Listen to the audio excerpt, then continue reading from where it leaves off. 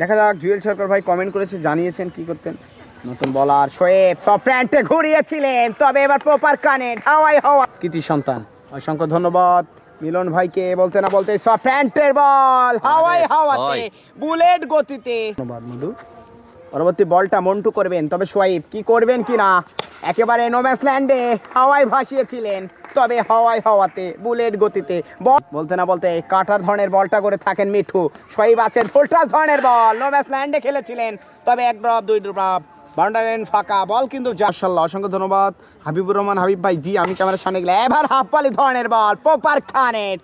সবুজ বল করলেন, তবে এবার ঘুরিয়ে সোয়াইব বলল মারবো আমি কিন্তু উড়িয়ে। দেখতে পাচ্ছি নতুন বোলিং হিসেবে দলীয় ক্যাপ্টেন কিন্তু তামিমকে এনেছেন, তবে এবার ফুলটাস ধরনের বল প্রপার কানেক্ট হাওয়াই হওয়াতে তামিম করলেন উড়িয়ে, সোয়াইব মারলেন ঘুরিয়ে।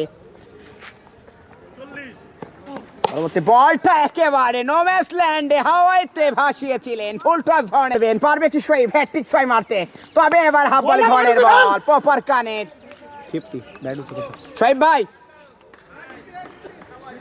দেখতে পাচ্ছেন,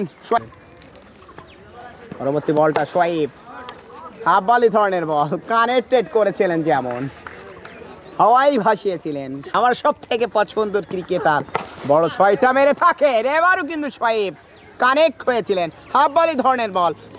পল্লব ভাইকে আমরা লাইভে যুক্ত থাকার জন্য অসংখ্য ধন্যবাদ। হাওয়াই হাওয়াতে বুলেট গতিতে বলার পেল না রক্ষা সোয়াইবের ব্যাটে। ক্যাপ্টেনিসের ফাইনাল হয়েছিল, ওই দিনই দেখেছিলাম।